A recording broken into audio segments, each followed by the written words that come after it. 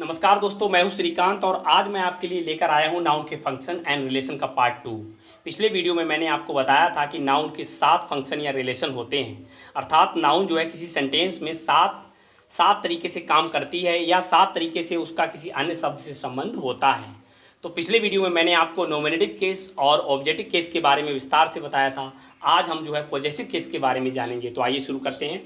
Possessive case यानी संबंध कारक। इसमें क्या होता है कि किसी नाउन के अंत में ये कॉमा जैसा चिन्ह लगा होता है। ये आप देख रहे होंगे, ये कॉमा जैसा चिन्ह है, इसको हम एपस्ट्रोफी कहते हैं और बाद में एस लगा होता है।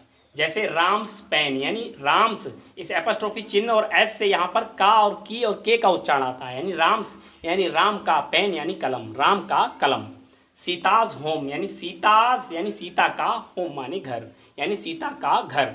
इनसे यहाँ पर ये प्रकट हो रहा है कि जो हमारी नाउन है यहाँ पर, यानी राम भी नाउन है और पेन भी नाउन है, सीता भी नाउन है और होम भी नाउन है। यानी कि जो हमारी नाउन है यानी जीवित, इसमें क्या होता है जीवित नाउन के, ये नोट करने वाली बात है कि एपस्ट्रोफी एस हमेशा जो है जीवित नाउन के ही अंत में लगता है, निर्जीव वस्तुओं के साथ इसका प्रयोग नहीं होता है। तो राम से यहाँ पर ये प्रकट हो रहा है कि जो कलम है वो राम का है। सीताज होम यानी यहाँ पर ये प्रकट हो रहा है कि सीताज यानी घर सीता का है, यानी घर के ऊपर सीता का हक है, अधिकार है।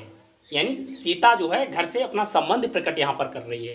अर्थात ऐसी नाउन्स जो किसी दूसरे नाउन्स के साथ अपना संबंध, हक या अधिकार प्रकट करें तो वो नाउन्स जो है पॉजेसिव केस में आती हैं। और ये एपस्ट्रोफी या चिन्ह और इनके अंत में एस लगाकर इनको बनाया जाता है। इनसे का की के का उच्चारण आता है। एक बात और याद रखने वाली है कि ये एपस्ट्रोफी, इस एपस्ट्रोफी का प्रयोग जो है अधिकतर जो हम जो है शब्दों को छोटा करने के लिए कहते हैं। जैसे can not,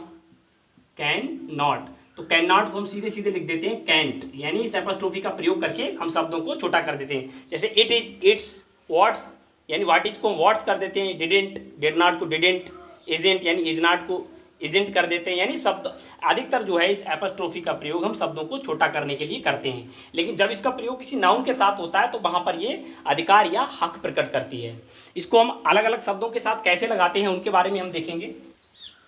hyphenated compound noun जो होती हैं तो उनमें क्या होता है कि जो सबसे अंत का शब्द होता है उसके साथ हम एपस्ट्रोफी एस लगाकर पॉजेसिव केस बनाते हैं। जैसे my father in law's house यानी मेरे ससुर का घर, ससुर का घर। तो इसमें कंपाउंड नाउन में क्या होता है, कंपाउंड नाउन एक या एक से अधिक शब्दों से मिलकर बनती है। तो यहाँ पर फादर इन लॉ 3 शब्दों से मिलकर बनी है, यानी ससुर।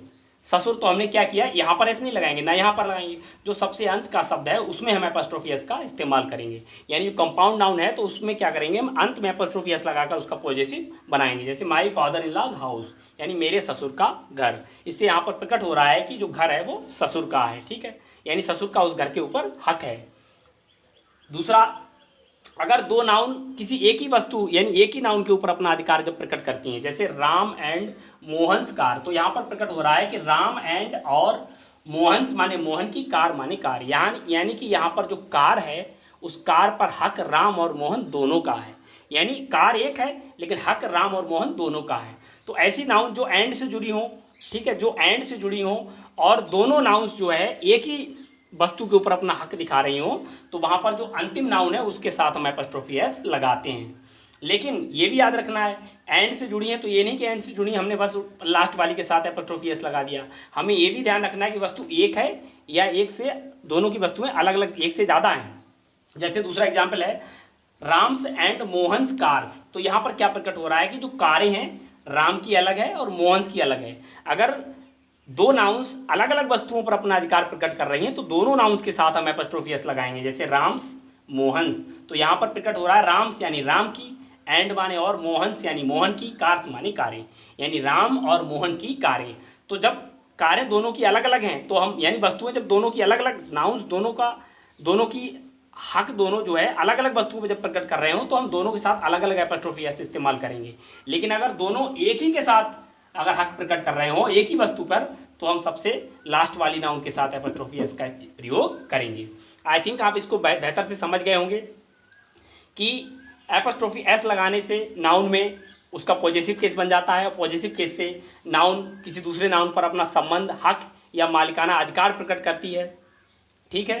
कंपाउंड नाउन के साथ हम जो लास्ट का वर्ड है उसके साथ एपस्ट्रोफी एस लगाकर, और जो दो नाउन अगर एंड से जुड़ी हो तो और दोनों एक ही वस्तु पर अधिकार दिखाती हो तो अंत वाली नाउन के साथ एस लगाकर एपोस्ट्रोफी, और अगर अलग अलग वस्तुओं पर अधिकार दिखा रही हो तो दोनों के साथ हम एपोस्ट्रोफी एस लगाकर उनको पॉजिटिव केस में बनाते हैं। उसके अलावा हमें ये भी याद रखना है कि एपोस्ट्रोफी एस हमेशा जीवधारी यानी जो जीवित नाउन है उसी के साथ लगाया जाता है।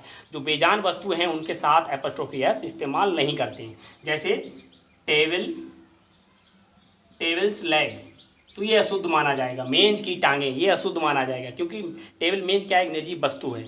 हाँ, अगर कोई निर्जीव नाउन जो है वजन, दूरी, समय प्रकट कर रही हो, जैसे 1 मंथ्स लीव, 1 महीने की छुट्टी, तो यहाँ पर 1 महीना क्या समय प्रकट कर रहा है। तो मुझे 1 महीने की छुट्टी दे दो मैं यहाँ पर कहूँगा 1 मंथ्स लीव, यानी कि यहाँ पर 1 मंथ क्या प्रकट कर रहा है, 1 महीना यानी समय प्रकट कर रहा है। तो यहाँ पर हमने 1 मंथ निर्जीव होते हुए भी हमने यहाँ पर इसके साथ एपोस्ट्रोफी एस इस्तेमाल किया है। तो हमें याद रखना है कि अगर कोई बेजान नाउन समय, वजन या दूरी प्रकट करती हो तो हम उसके साथ एपोस्ट्रोफी एस इस्तेमाल कर सकते हैं। अन्यथा एपोस्ट्रोफी एस का प्रयोग जो है जीवधारियों के साथ, जीवधारी जो नाउन, जीवित नाउन है उन्हीं के साथ होता है। और एक बात और हमें याद रखनी है, अगर किसी नाउन के अंत में पहले से यस हो, ठीक है, अगर किसी नाउन के अंत में पहले से यस हो तो सिर्फ उसके लास्ट में हम एपोस्ट्रोफी एस लगा देते हैं। एस नहीं लगाते, सिर्फ एपोस्ट्रोफी चिन्ह लगाते हैं, ठीक है। जैसे गर्ल्स, तो यहाँ पर इसके गर्ल्स यानी लड़कियों के अंत में यस है, गर्ल्स यानी लड़कियाँ, और पेन्स यानी कलम। तो इसके साथ हम जब इसको पॉजिटिव केस में ले जाएंगे तो सिर्फ हम एपोस्ट्रोफी चिन्ह लगाएंगे, इसके साथ हम ये वाला यस नहीं लगाएंगे क्योंकि इसके साथ पहले से ही इसमें यस है, ठीक है। गर्ल्स यानी लड़कियों के पेन्स यानी कलम, लड़कियों के कलम, यानी अगर कोई नाउन प्लूरल फॉर्म में है उसमें एस है, या उसमें प्लूरल में नहीं है उसमें फिर भी एस है, तो हम सिर्फ उसके लास्ट में एपोस्ट्रोफी चिन्ह लगाएंगे। I think you must have understand this topic. तो आपको ये वीडियो कैसा लगा, हमें कमेंट और सुझाव देकर अपनी प्रतिक्रिया जरूर दीजिए। हमें बताइए कि वीडियो आपको कैसा लगा। अच्छा लगा हो तो लाइक कीजिए, शेयर कीजिए और सब्सक्राइब करना ना भूलिए। तो मिलते हैं नेक्स्ट वीडियो में नए टॉपिक और नए सब्जेक्ट, नए लेसन के साथ। तब तक के लिए keep watching my channel, get knowledge and bye bye.